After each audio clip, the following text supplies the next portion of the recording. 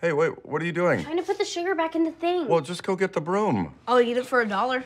What did I say about eating things for money? Charge the most and people will think you're worth it. That's right. That's at least 5. Hey, he said $1. 14-year-old Nolan Gould plays Luke Dunphy on the hit show Modern Family, but he's a Renaissance teen with a love for music and philanthropy. I talked to him about his recent work around pediatric cancer, his life in show business so far, and the future. You're in town in New York to do some work around pediatric cancer, which is a very important cause to you. I'm really excited to be here for such a special cause. I'm working with Hyundai Hope on Wheels. It's their 15th anniversary of helping to find a treatment and a cure for pediatric cancer. And why was this a big cause for you to get involved in, out of all the causes that you've had a choice to be involved in? I just feel a really great connection, with pediatric cancer because it's kids my age who are going through this and battling this disease. So meeting them and hearing their stories and seeing the smiles on their faces as, they see another kid who is there to help them and be there for them, I just had a really great connection. So at 14, you have done a lot for yourself already. You started, your family was in Phoenix, Georgia. You were acting there. Yep. And then you moved to LA and started getting involved in that. Tell me about that journey, from what you remember about starting out. It was really an interesting way it all happened. We started because my brother was really advanced for his age. He was around 5 or 6 at that time.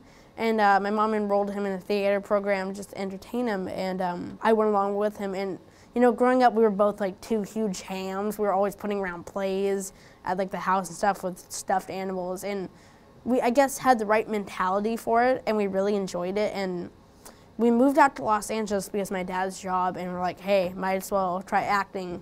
We just started building up, doing small parts, and eventually got up to a point of Modern Family. Are you gonna help me or not? Okay. Yes. But I need you to give it 105%. No, it's 110%, buddy. That's impossible. You mentioned your brother being advanced for his age, but you are too. Yeah, You just graduated high school and you're starting college already at 14. Yes, I am. I just started my first college course. It's in photography, so I've been walking around New York trying to take pictures of anything I see, trying to get ahead. Okay, and why did you choose that? I thought it was just, a really easy course to try to ease myself into college. I didn't want to start off with something really difficult like statistics. Well, I don't know if that would be really difficult for you. You're a member of Mensa, they say. Yeah. I'm a member of Mensa, but that doesn't make me all-knowing. I don't really know everything. I'm good at certain things, but not really the math and science. I'm more of a history and English guy. Are there any pressures that go along with that, with the expectations that are put on someone of superior intelligence? There's a lot of pressure put on you because everybody expects that you know everything. So that when you say something wrong, they're always there. I thought you were a member of Mensa. Or if you get stuck in your shirt one time and can't get out, they're going to be there to say, "Oh my gosh, you're so much like Luke. Luke's rubbing off on you." Do you think you benefit somewhat in terms of being an independent thinker because you've been homeschooled and you're not influenced as much by going to school at Beverly Hills High or a place like that? I do feel like, being homeschooled and, working in the acting industry has really revolutionized who I am. I feel like I would have been really different if I hadn't been an actor. How would you be different, do you think? I'd probably just be really normal. I mean, I'm not trying to say I'm not normal now because I do have lives outside of acting. I definitely feel like I would just be kind of bland. You would subscribe to kind of just the commercial realities of the world today. Now, college. Right now you have a million things going on. You're doing the pediatric cancer cause, which is important to you. Yes. You just finished high school. You would think you would want a break. You have the show and all of that, but it was important for you to jump right into college. Why? Why was it? Well, I wanted to put education as a priority because, if all else fails in acting or directing or music, none of that works out. I needed something to fall back on, and plus, you have to do school and you have to put education first so that you can use it in your life. So. Well, you actually don't have to do that. There are a lot of people your age that if they're 14 and they're nationally renowned as an actor, they don't have any interest in going to school. Yeah, but you know, acting isn't a sure thing. You know, we're not set to have jobs for the rest of our lives, and you know, fame is really fickle. It can like change really quickly. So I need something to fall back on if fame doesn't work, and I have to, you know, become like an economist or something. You're listening to your parents, aren't you? Yeah, I was Wow. raised well, I guess. Oh, it sounds like you have been. Hollywood. Being 14 in Hollywood means a lot of different things to different people. Yeah. Hasn't fared well for a lot. A lot of people haven't fared Yeah. well. I don't know if you've learned about people like Gary Coleman. And, Yeah. How do you avoid the pitfalls of Hollywood life at 14? Yeah, that's a good question because there's a lot of negativity surrounding child actors. What kinds of things have you seen? You know, I've seen a lot of snotty comments on the internet, and people said some pretty rude things to me, but, you know, I try to put on a persona that, well, I hope that I actually am like this. I try to be a really good and genuine person, and, you know, somebody who's just not all about themselves and, like, who gives back to the community in a way like I'm here for Hope on Wheels. What about from a financial standpoint? Because this is the business of celebrity. We focus a lot on branding and business. Are you aware of how much money you have coming in at any given time and involved in that? I am aware of that because I feel like it's an important thing to know, but that's not what drives me to be an actor. What drives me to be an actor is just my love of the business and my love of being an actor and being able to play different characters, and also the opportunities and the doors it opens. So, you know, although money is a nice benefit that comes along with it, that's not really my main focus. So you do pay attention, though. Are you thinking, do you study investments or different ways that you could invest your money in the future?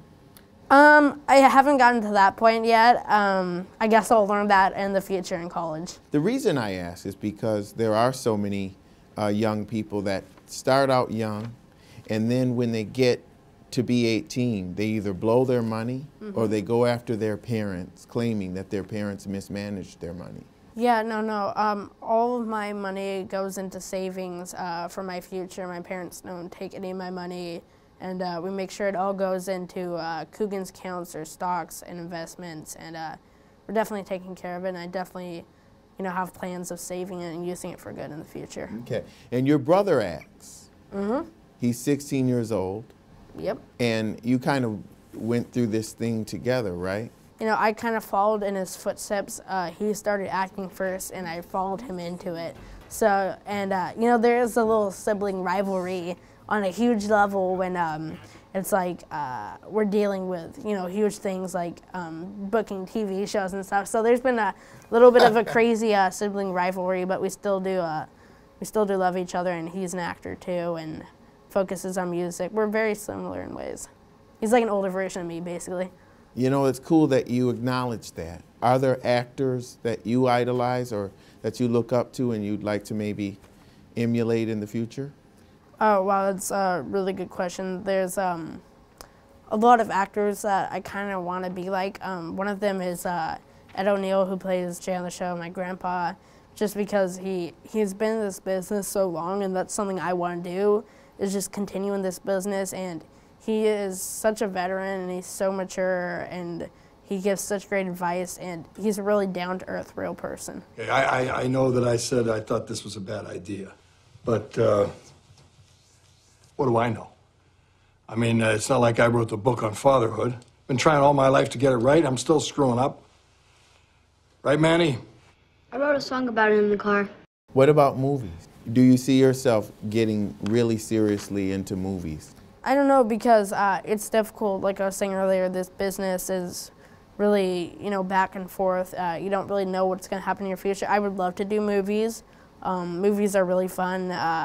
You know, it does get a little kind of tiring playing the same character over and over. So it is nice for a change to be able to go and play a different character on movies, but I'm happy with my position right now. Does it get tiring in general? I mean, because you're involved in so much.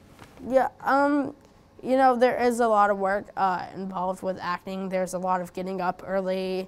there's a lot of having to drink coffee to keep yourself going. But, you know, it's something I love, and doing things you love, you have to put in a sacrifice for them. You know, this counts for anything. If you like soccer, you have to go to practices. If you like acting, you have to get up early. So sacrifices come with it, and, you know, I just take them as they come and try to go along with them. It seems like your parents have done a really good job.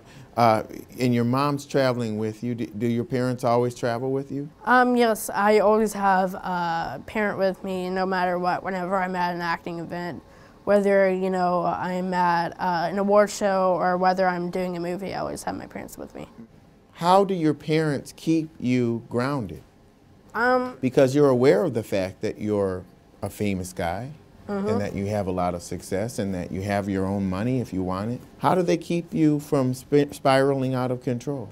It's a really good question. I guess it's just how I was raised, and what I want to do with my life. And I've also, you know, being in this acting business from such a young age, and having people who are who've been in this business a lot longer than me, like Ed O'Neill and stuff, they give you advice, and they tell you what not to be like. And I can say that around me, other people that I want to be like and who I look up to, and be able to model. What advice do they give you? I've gotten a lot of advice about, you know, staying modest and not getting too arrogant. And I think that's that especially was something that helped me to stay grounded.